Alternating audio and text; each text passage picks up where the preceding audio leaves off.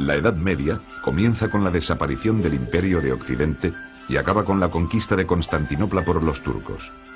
Durante ese milenio, la cuenca mediterránea fue compartida por tres civilizaciones: la cristiana occidental, la musulmana y la bizantina. El fortalecimiento de las monarquías, el dominio turco sobre el Mediterráneo y el descubrimiento de América sentarían las bases del mundo moderno. Los dos primeros siglos medievales contemplaron la ruina del Imperio Romano de Occidente y la instalación en su territorio de los reinos germánicos. Mientras tanto, Justiniano lograría reconstruir por poco tiempo la vieja romanidad mediterránea.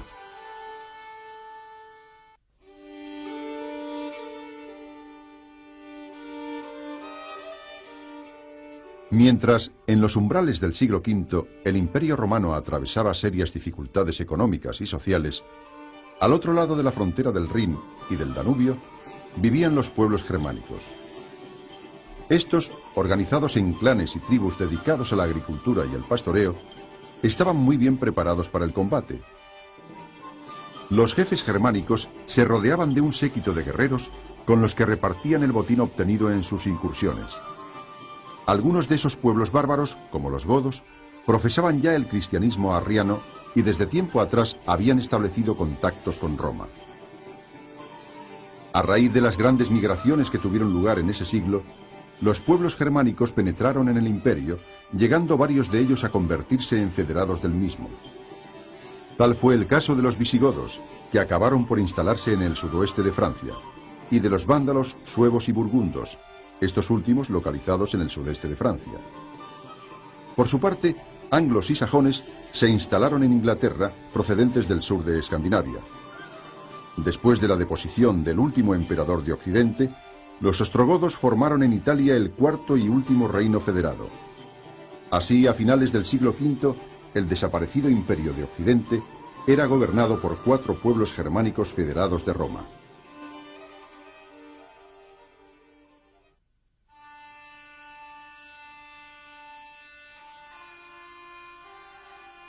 Desde finales del siglo VI hasta el siglo VIII, 4 grandes reinos germánicos configuraron el mapa político de Occidente: la heptarquía anglosajona, el reino lombardo de Italia, el reino franco y el reino visigodo de Hispania. Si bien con ciertos matices diferenciales, los 4 reinos presentaban unas características comunes en el aspecto económico, social y político. El peso de la actividad agrícola y pastoril relegó a un segundo plano el papel del comercio y de la vida urbana, mientras las jefaturas militares y sus guerreros adquirieron gran importancia. En el plano político, la concepción patrimonial del poder y los repartos sucesorios imposibilitaron la estabilidad de las monarquías. Tras la conversión de los 4 reinos al catolicismo, obispos y eclesiásticos se convirtieron en colaboradores de los reyes y en estimuladores de la vida cultural y artística. La debilidad de estas construcciones políticas ocasionó su ruina a lo largo del siglo VIII. En el caso del reino visigodo, una profunda crisis interna imposibilitó la resistencia frente a los árabes. La heptarquía anglosajona, aunque consiguió pervivir hasta mediados del siglo XI, estuvo muy pronto condicionada por las invasiones vikingas. Solo los francos, revitalizados por la dinastía carolingia, lograrían la hegemonía sobre gran parte de Occidente, acabando con el dominio lombardo en Italia.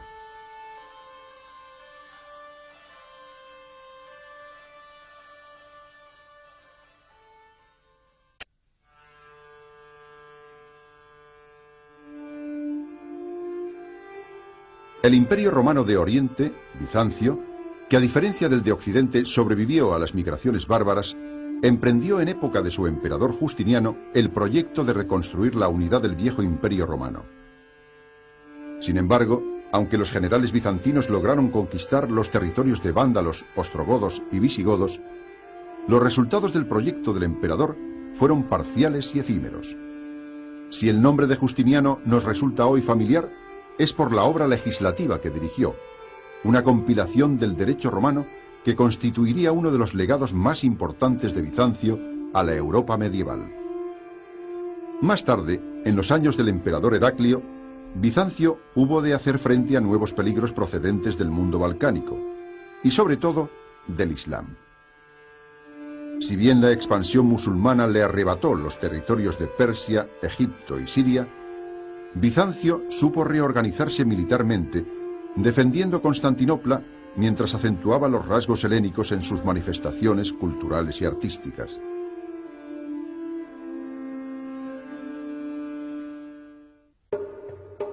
Mientras en Occidente el imperio carolingio era abatido tanto por las revueltas internas como por los asaltos de normandos y musulmanes, el imperio bizantino conocería en el siglo X una nueva etapa de esplendor político y cultural.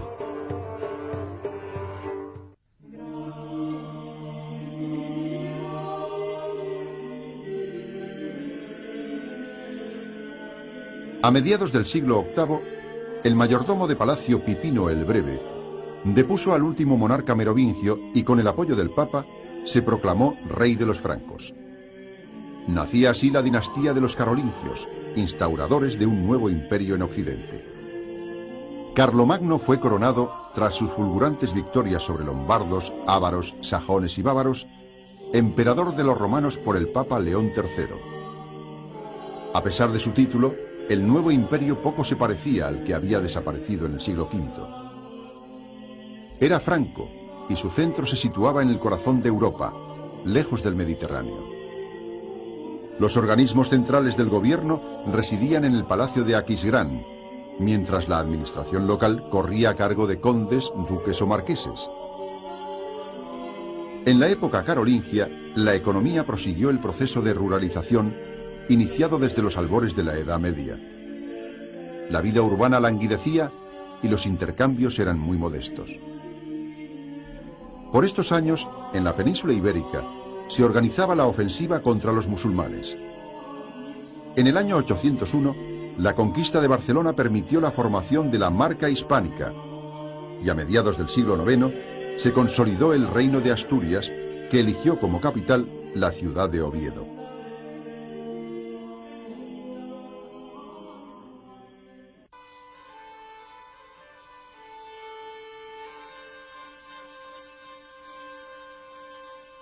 El período comprendido entre mediados del siglo IX y los umbrales del año 1000 es uno de los más convulsos de la historia del Occidente medieval. Las rivalidades entre los hijos de Luis el Piadoso, sucesor de Carlomagno, desembocaron en los repartos de Verdún, que dividieron el territorio imperial en tres porciones: Francia a occidente, Germania a oriente y en el centro una franja que unía a Aquisgrán con Roma. Esta división conduciría, mientras se afianzaban los dos nuevos reinos de Francia y Germania, a la desaparición del título imperial en el año 888. El final del imperio carolingio coincidió con la segunda gran oleada de invasiones sobre Europa, protagonizadas por árabes, húngaros y sobre todo normandos. Sin embargo, el origen de la crisis no solo fue exterior. Contribuyeron a ella la ruina del poder público y las rivalidades de los poderosos por beneficiarse de un incipiente crecimiento económico. Era el inicio de la sociedad feudal. A principios del siglo X se produjo la segunda y definitiva restauración del Imperio de Occidente en la persona de Otón I de Sajonia, que tras vencer a eslavos y húngaros fue coronado emperador en Roma. Por estar centrado en Germania e Italia, el nuevo imperio recibe el nombre de romano-germánico.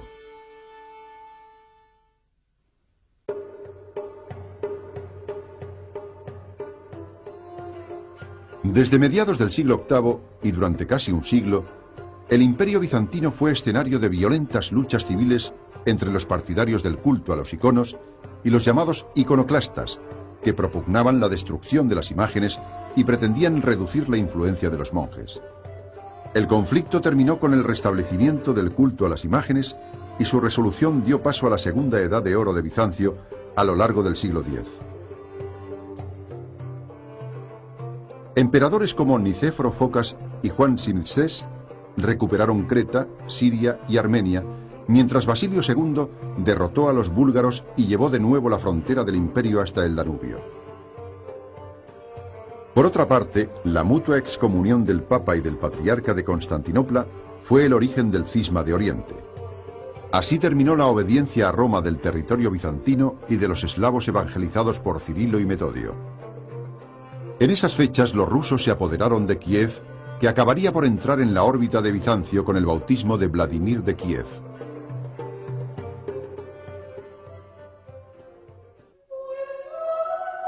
El crecimiento demográfico y el dinamismo económico de la sociedad occidental, así como el desarrollo de una clase feudal agresiva, acabarían por invertir la relación de fuerzas en todo el Mediterráneo, hasta entonces favorable al Islam y a Bizancio.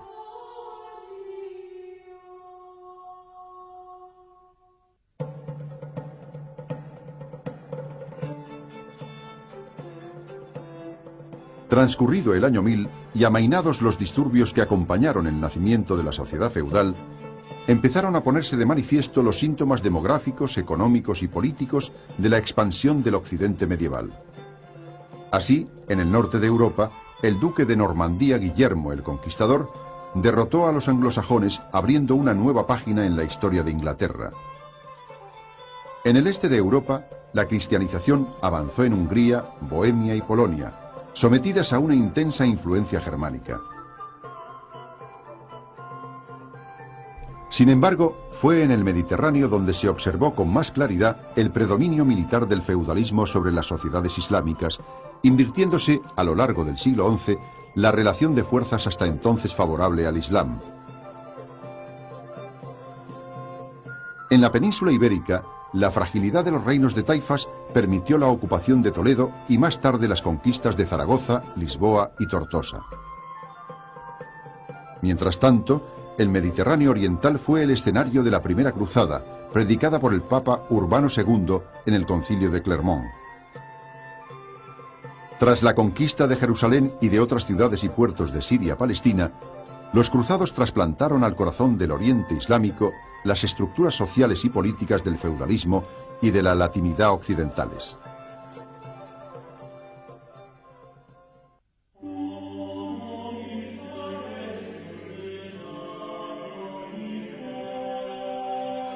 El rasgo más característico de la vida política de Europa occidental en los siglos XII y XIII fue el creciente afianzamiento del poder monárquico. Sin destruir la estructura básica de la sociedad feudal, los reyes pugnaron por situarse en la cúspide del resto de los poderes. Así sucedió en el Imperio Romano-Germánico con Federico I Barbarroja y Federico II, que intervinieron decisivamente en Italia, y con los monarcas capetos en Francia, donde, sobre todo en la época de Felipe Augusto y de Luis IX, los dominios de la corona aumentaron a costa de los principados feudales. En Inglaterra, Enrique II gobernó la isla y la parte de Francia que había heredado, y sus sucesores tuvieron que enfrentarse con desigual fortuna al poder de los varones. La consolidación monárquica en la península ibérica fue paralela a la expansión territorial a costa del Islam. Mientras Jaime I de Cataluña y Aragón conquistaba Mallorca y Valencia, Fernando III de Castilla ocupaba Córdoba y Sevilla. En los años de Roger II y de Federico II, alcanzó su esplendor el reino normando de las dos Sicilias, donde se fundían las tradiciones latinas, griegas y árabes. Por otra parte, y a pesar de las nuevas cruzadas, la caída de San Juan de Acre a finales del siglo XIII selló el fracaso de los peregrinajes armados a Oriente.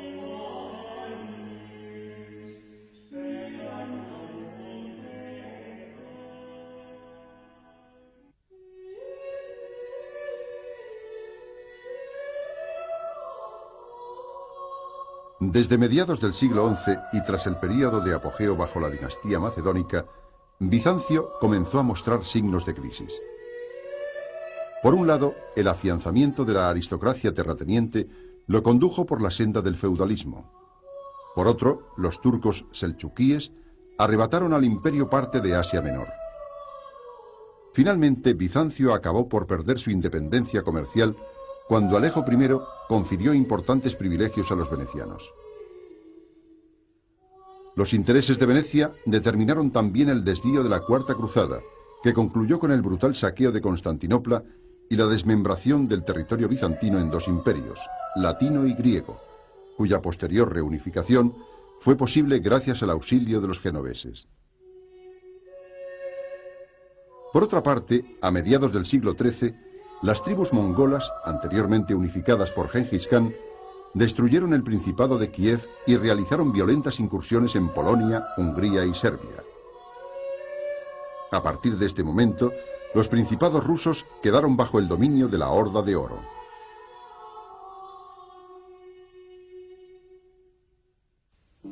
Los campos y ciudades de Occidente experimentaron serias dificultades en el siglo XIV.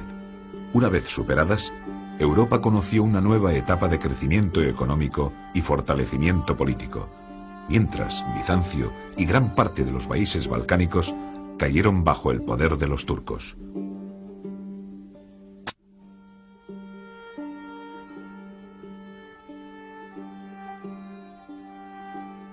El hambre, la peste y la guerra fueron compañeros asiduos de los hombres y mujeres del siglo XIV, uno de los más dramáticos de la historia de Europa. Una serie de años de malas cosechas ocasionaron terribles hambrunas. Más tarde, sobre una población biológicamente debilitada, se abatió la peste negra, que en sus continuas recurrencias acabó con casi el tercio de la población. A todo ello se sumaron los efectos de la guerra, prácticamente endémica en todos los estados. La guerra de los 100 años entre Francia e Inglaterra resultó especialmente mortífera para las tierras francesas. Los conflictos entre príncipes electores, nobles y ligas urbanas afectaron al imperio. La península ibérica sufrió las guerras entre las coronas de Aragón y Castilla y las luchas civiles en esta última. Sobre la dividida Italia estallaron las rivalidades entre las diferentes ciudades-estado. El hecho de que las campañas militares tuvieran como objetivo preferente la destrucción de las fuentes de riqueza del adversario desestructuró gravemente la vida agraria, la producción artesanal y el comercio urbano. La omnipresencia de la muerte a lo largo del siglo se reflejó en temas iconográficos como las danzas de la muerte o la colocación de terroríficos esqueletos en los monumentos funerarios.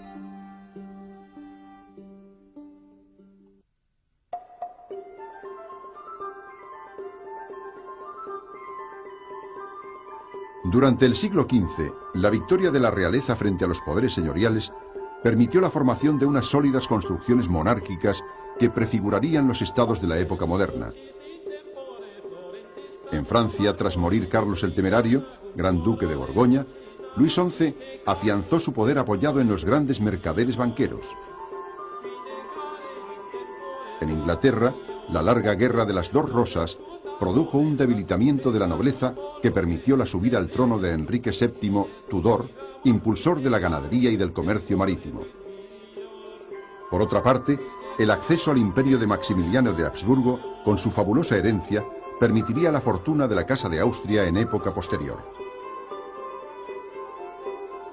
En el caso de Italia, los conflictos internos entre ciudades-estado y signori, como los Médicis o Sforza, favorecieron la intervención de las potencias extranjeras.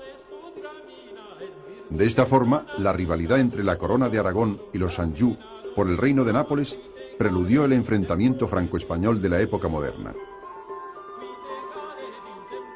En la península ibérica, el matrimonio de Isabel de Castilla y Fernando de Aragón supuso la unión dinástica de las dos coronas, permitiendo la conquista del reino de Granada, mientras el monarca portugués Enrique el Navegante estimulaba expediciones a África. Después del viaje de Colón, Castilla y Portugal se repartieron el Nuevo Mundo en Tordesillas.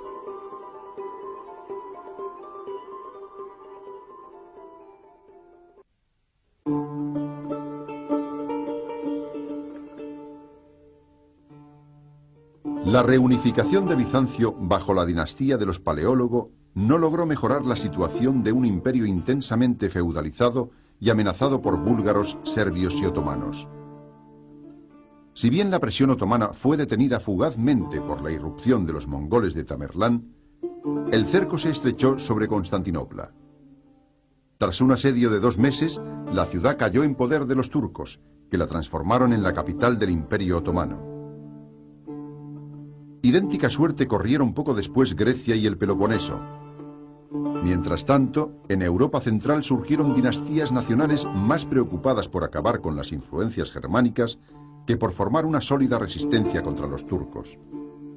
Así, tras la batalla de Kosovo, se inició la penetración otomana en los Balcanes, que proseguiría a finales del siglo XV.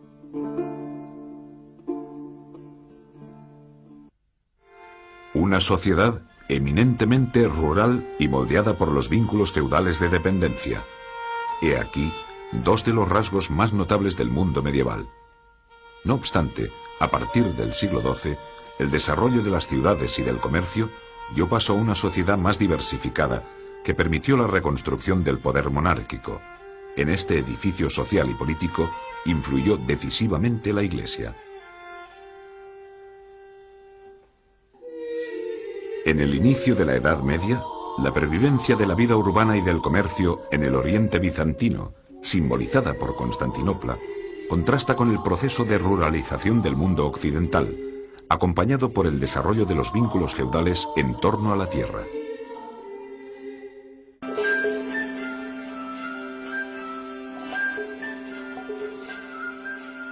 Fundada en el año 330 por Constantino, Constantinopla simboliza la historia del Imperio bizantino. Prácticamente inexpugnable por su configuración urbana y su cinturón de murallas, fue además un centro comercial de primer orden gracias a su situación geográfica y una de las ciudades más populosas de la cuenca mediterránea. Sus talleres y tiendas, situados a lo largo de una gran arteria central, constituyeron el pulmón económico de Bizancio. Constantinopla era el centro político del imperio.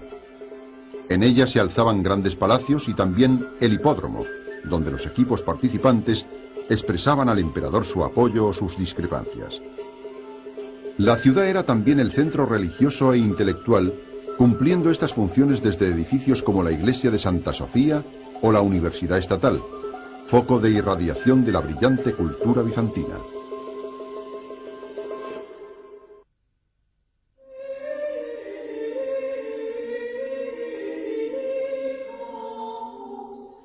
El mundo medieval fue una sociedad predominantemente agraria. A partir del siglo XI, el crecimiento demográfico y el avance en las técnicas agrícolas conllevaron un aumento de la producción que repercutió en la relativa mejora de la condición campesina, ya que los señores tuvieron que reducir sus exigencias para atraer repobladores y colonizadores. No obstante, en el siglo XIV, la presión de la población sobre unos recursos socialmente limitados causaría el empeoramiento de la vida rural y el aumento de las cargas señoriales. Esta situación, añadida a las hambres, pestes y guerras, provocó importantes revueltas campesinas en toda Europa. Vuelta la paz, se inició en el siglo XV una nueva expansión agraria estimulada en gran parte por la demanda de las grandes ciudades.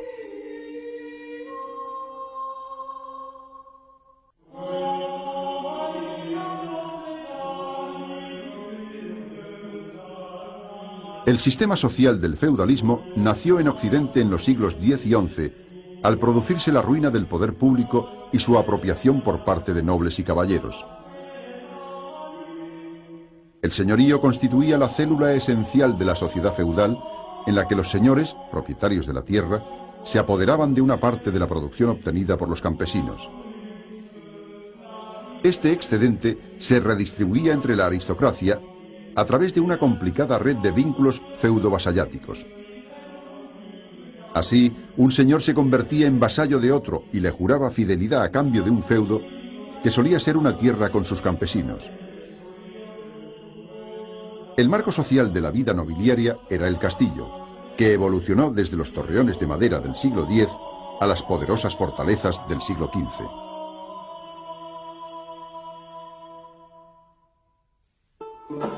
El despertar de Occidente, desde mediados del siglo XI, puede simbolizarse en el auge de las ciudades, en el desarrollo del comercio y en el nacimiento de una nueva sociedad urbana y mercantil. Sobre esas bases, pudieron edificarse unas sólidas construcciones políticas.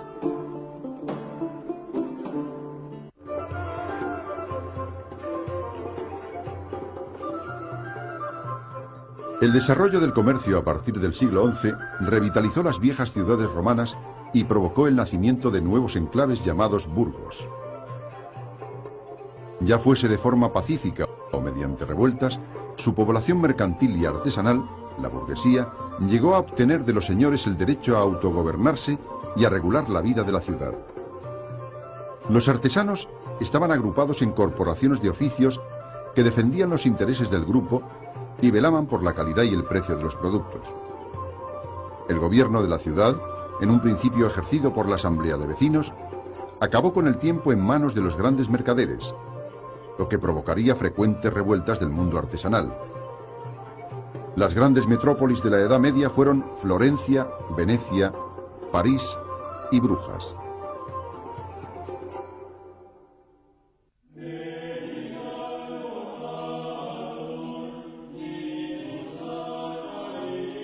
A partir del siglo XI, mercaderes de Génova, Pisa o Venecia empezaron a surcar un Mediterráneo hasta entonces controlado por los árabes. Poco a poco, la actividad mercantil acabó por alcanzar las ciudades del interior y las ferias se convirtieron en las grandes citas del comercio internacional. Se acuñaron valiosas monedas, se desarrolló la banca y surgieron diversas formas de asociaciones comerciales. El apogeo de la revolución comercial se produjo en el siglo XIII. Mientras en el Mediterráneo florecía el comercio de las especias, en el ámbito nórdico se intercambiaban alimentos y materias primas.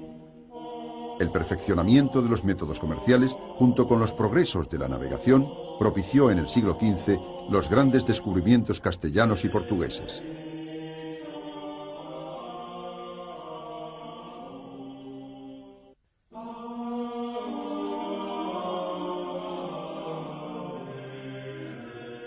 Enfrentadas a los poderes feudales, las nuevas monarquías occidentales consiguieron afianzarse a lo largo de los siglos XII y XIII gracias al apoyo de la Iglesia y de la burguesía, llegando a colocarse en la cúspide de la pirámide feudo-vasallática. Sin embargo, a partir del siglo XIV, los costes del crecimiento del Estado y de las guerras obligaron a los reyes a pedir nuevos impuestos que debían ser autorizados por los representantes oligárquicos del país. Así se desarrollaron las asambleas representativas, cortes, parlamentos, estados, que a cambio de otorgar la autorización, limitaban el poder del monarca en mayor o menor medida. Mientras en Inglaterra y la corona de Aragón el rey debía contar con ellas para legislar, en Castilla y Francia no lograron menoscabar el poder regio.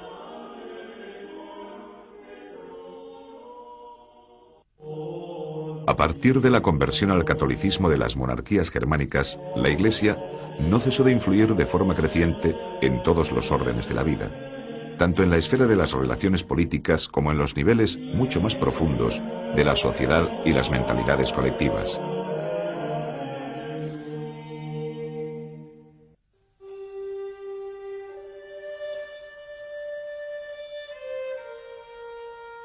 A partir del siglo X, las relaciones feudo-vasalláticas acabaron por contaminar a la Iglesia. La reforma de esta y el intento de subtraerla al poder laico provocaron en el siglo XI un enfrentamiento entre el Papa Gregorio VII y el emperador Enrique IV sobre la primacía del poder temporal o el espiritual. El conflicto prosiguió en el siglo XII, tanto en el Imperio como en Inglaterra, en las personas de Enrique II y Thomas Becket, y culminó en el siglo XIII cuando Inocencio III formuló la teoría de la teocracia pontificia frente al emperador Federico II. En los 2 siglos siguientes, el papado conocería una profunda crisis al trasladarse la sede papal a Aviñón y producirse después el cisma de Occidente.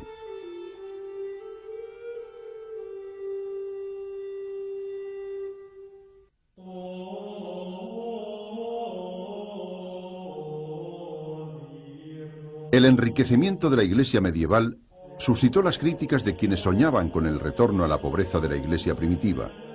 Se desarrollaron así movimientos que fueron considerados heréticos, como el de los valdenses o el de los cátaros. Para combatirlos, la Iglesia ejerció, por un lado, una dura represión creando el Tribunal Especial de la Inquisición. y pretendió, por otro, responder al ideal de pobreza en su propio terreno, suscitando la creación, a principios del siglo XIII, de órdenes mendicantes. Las hambres, pestes y guerras de los siglos XIV y XV repercutieron también en la vida espiritual. Mientras flagelantes y sermones penitenciales pretendían aplacar la cólera divina, nuevos movimientos heréticos como el de Juan Hus en Bohemia presagiaban la futura reforma protestante.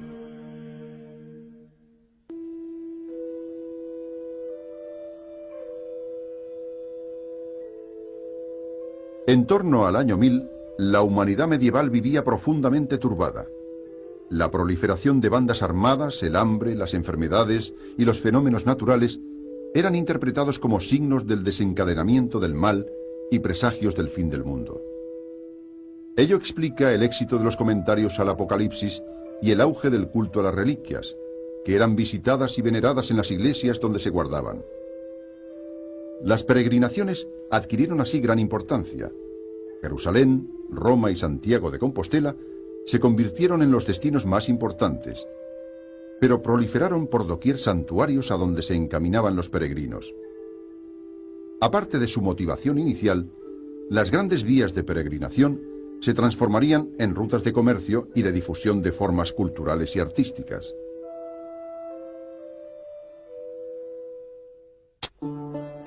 Hasta el siglo XII, los monasterios fueron los grandes hogares del saber. Después, el legado árabe y judío fecundaría a través de Hispania a la cultura impartida en las universidades. En literatura y arte, la lírica trovadoresca, la épica y el románico reflejaron un occidente feudal y monástico, mientras el gótico, el humanismo y el arte del siglo XV expresaban los ideales nacidos en las ciudades. Durante los oscuros tiempos de las monarquías germánicas, la Iglesia logró preservar parte del saber de la antigüedad. Más tarde, desde la época carolingia hasta entrado el siglo XII, serían los monasterios los grandes centros de cultura del mundo occidental.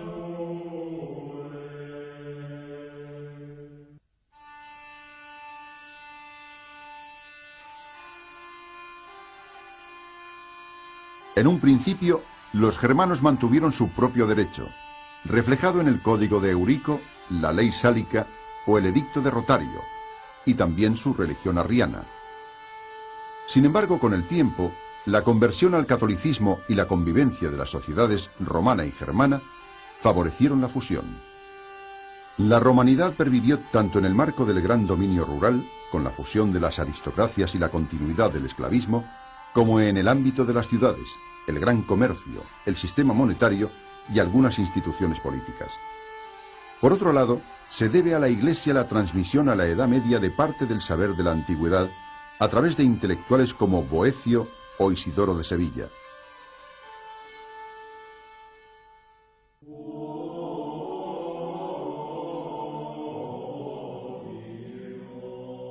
Carlomagno proporcionó la necesaria instrucción a los cuadros eclesiásticos y laicos que debían gobernar el imperio, reuniendo en Aquisgrán a intelectuales de Irlanda, Inglaterra, Hispania y Germania. Destacaron entre otros Rabano Mauro y Alcuino de York, introductor del sistema escolar basado en las 7 artes liberales. Mientras se formaban bibliotecas y se copiaban obras de la antigüedad, en el ámbito artístico se observó la influencia de modelos antiguos y bizantinos en casos como el de la Capilla Palatina de Aquisgrán o los mosaicos y pinturas de Saint-Germigny-des-Prés, Saint-Germain-d'Auxerre o Moustaire. De especial interés fueron también la orfebrería, que produjo espléndidos relicarios, y las miniaturas, entre las que cabe destacar el Salterio de Utrecht y el Evangeliario de Evon.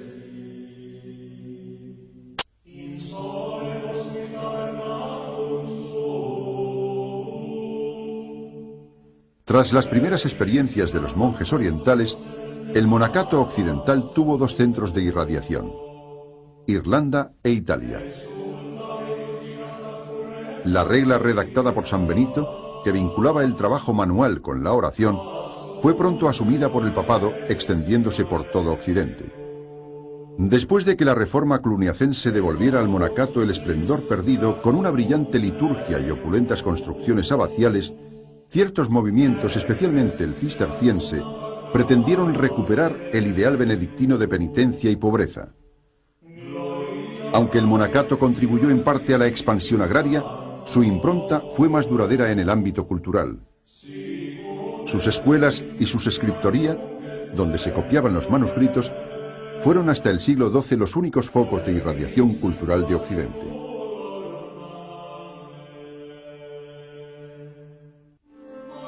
El desarrollo urbano conllevó el desplazamiento de los hogares de cultura desde los monasterios a las escuelas episcopales de las ciudades y a las universidades.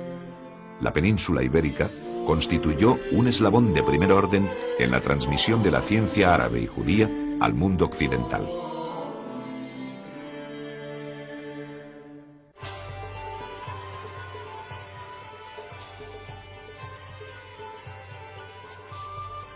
La cultura fue patrimonio exclusivo de los monasterios hasta que, con el auge de las ciudades, surgió una enseñanza propiamente urbana, que inicialmente se desarrolló en escuelas episcopales como la de Filosofía de París, la de Derecho en Bolonia y la de Medicina en Montpellier. Las universidades, ya libres de la tutela episcopal, nacerían más tarde, unas a partir de asociaciones de maestros y estudiantes, como las de París, Oxford o Bolonia, y otras creadas por los monarcas, como las de Salamanca y Valladolid. Al conocerse la obra de Aristóteles, los teólogos San Alberto Magno y Santo Tomás de Aquino conciliaron su sistema filosófico, basado en la razón, con la doctrina cristiana basada en la fe. Por otra parte, en Inglaterra, Roger Bacon inauguró un método de conocimiento basado en la experimentación.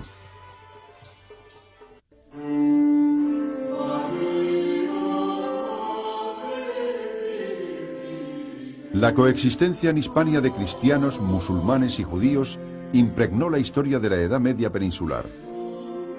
En el terreno artístico, los ejemplos más claros se hallan en la originalidad del arte mozárabe y del arte mudéjar, donde los estilos románico y gótico están muy influidos por elementos árabes.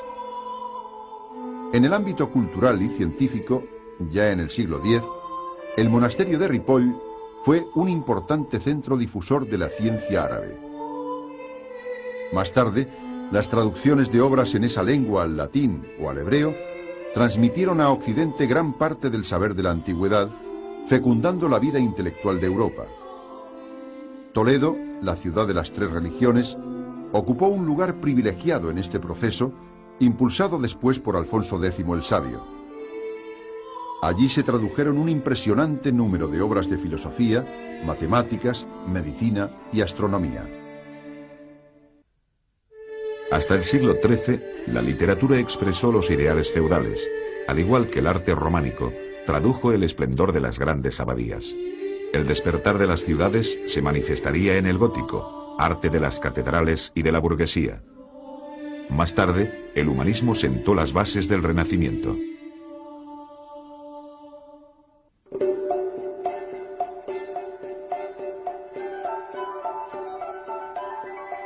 Junto a las obras escritas en latín, a partir de los siglos XII y XIII, se desarrolló una literatura escrita en las distintas lenguas vernáculas. Los principales géneros, transmisores de los valores de la sociedad feudal, emanaron del medio aristocrático. Los cantares de gesta narraban las hazañas de héroes de tiempos pasados o de poderosos linajes nobiliarios. La literatura caballeresca, ejemplificada en los relatos sobre el rey Arturo y los caballeros de la Mesa Redonda, contaba las proezas guerreras y amorosas de sus protagonistas.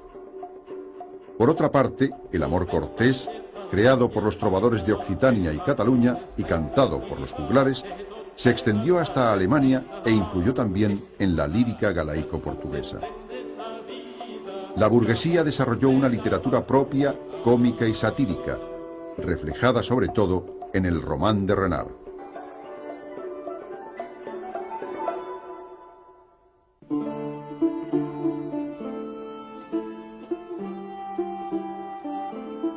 Desde mediados del siglo XI se desarrolló en toda Europa el arte románico. Sus más acabados ejemplos corresponden a grandes iglesias abaciales con plantas de cruz latina y gruesos muros sin apenas aberturas al exterior.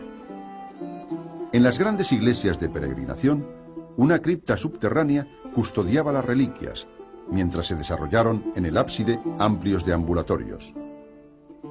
La iconografía de capiteles, pórticos y frescos completaba las enseñanzas impartidas por los predicadores a una población iletrada. A diferencia del románico, el gótico fue un arte urbano, siendo las grandes catedrales su expresión más acabada. El gótico supuso el triunfo de la luz, que penetraba a través de vidrieras y rosetones. Junto a la iconografía religiosa, en sus pórticos se representaban escenas de la vida cotidiana.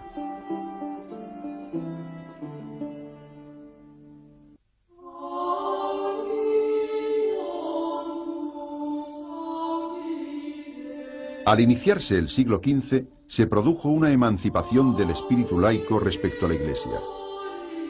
En las universidades fundadas por los reyes, destinadas a formar los cuadros burocráticos del Estado, se estudiaba en consecuencia más derecho que teología. Junto a la crisis de esta, se desarrollaron disciplinas apenas cultivadas anteriormente, como las matemáticas, la física o la historia. Entre las numerosas invenciones técnicas de la época, destacó la imprenta, que sería además clave en la difusión del nuevo humanismo. Los humanistas, para quienes el hombre era la medida de todas las cosas, buscaron en la antigüedad grecorromana los modelos a seguir en la literatura, el pensamiento y el arte que expresó esa nueva concepción del mundo. El humanismo floreció en Italia, pero también Inglaterra, los Países Bajos y España fueron cuna de grandes figuras.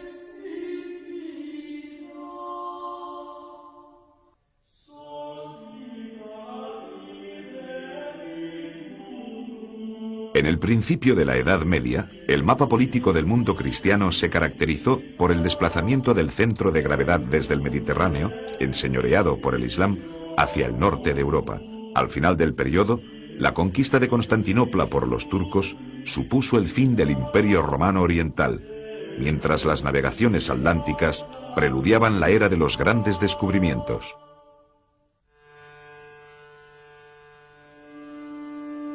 La presión de los hunos sobre diversos pueblos bárbaros de Europa hizo que estos penetraran en el imperio. Los primeros en hacerlo, los visigodos, avanzaron hasta instalarse en Toulouse, donde formarían el primer reino federado de Roma. Simultáneamente, se desplazaban también otros pueblos. Los vándalos acabaron por instalarse en el norte de África, los suevos en el noroeste de la península ibérica y los burgundos en el sudeste de Francia. Posteriormente, los anglos, los yutos y los sajones se instalaron en Gran Bretaña y los francos al otro lado del Rin. Mientras, Italia fue ocupada por los ostrogodos primero y luego por los lombardos. Después de todo ello, Justiniano extendería de nuevo los límites de Bizancio. Sin embargo, esta reconquista fue efímera y finalmente 4 reinos germánicos principales configuraron el mapa de Europa.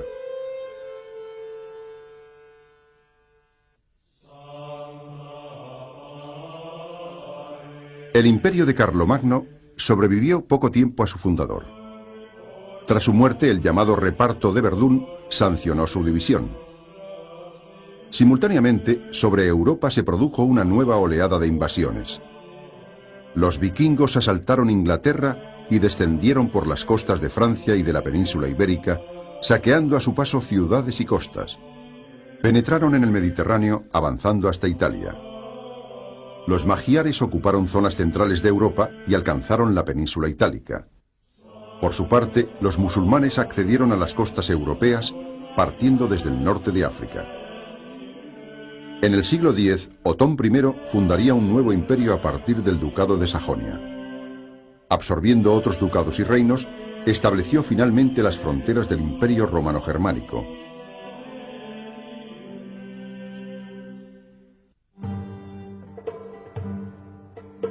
Entre los siglos XI y XIII se consolidaron los principales reinos de Europa. En la península ibérica, el avance de los reinos cristianos llevó primero la frontera al Tajo y más tarde redujo el territorio musulmán al reino de Granada. Mientras, se consolidaron los otros reinos peninsulares. Tras la conquista de Inglaterra por parte de los normandos, se afianzaría este reino, que además gobernaría por herencia parte del sudoeste de Francia e incorporaría después Escocia y Gales.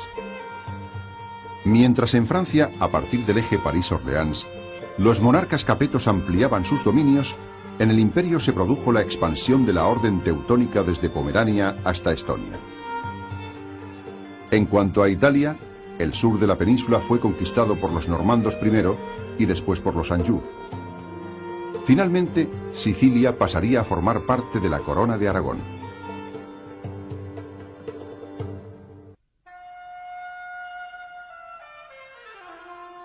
La Guerra de los 100 Años resultó en un principio favorable a Inglaterra, que acabó sin embargo por perder sus posesiones en Francia. En esa época se produjo también la ascensión del Gran Ducado de Borgoña. En la península ibérica prosiguió la expansión de la corona de Aragón con las conquistas de Cerdeña, Atenas y Neopatria, y finalmente del Reino de Nápoles.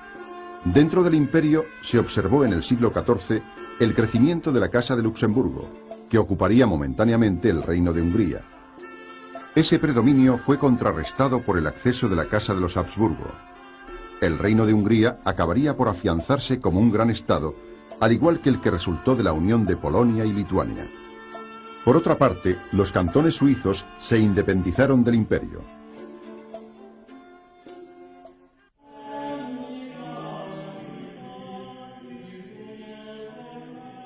La expansión del Islam privó a Bizancio de Egipto, Siria, Chipre y Creta. Bizancio debió, pues, defenderse de la amenaza de los musulmanes y también de la de eslavos y búlgaros, que llegarían a formar un breve reino. Más tarde, el imperio bizantino consiguió ampliar de nuevo sus fronteras, aunque pronto los turcos selchukíes ocuparían gran parte de Anatolia. La amenaza turca provocó las cruzadas. La primera de ellas cruzó el continente hasta llegar a Jerusalén. La tercera se llevó a cabo por mar y terminó en la conquista de San Juan de Acre.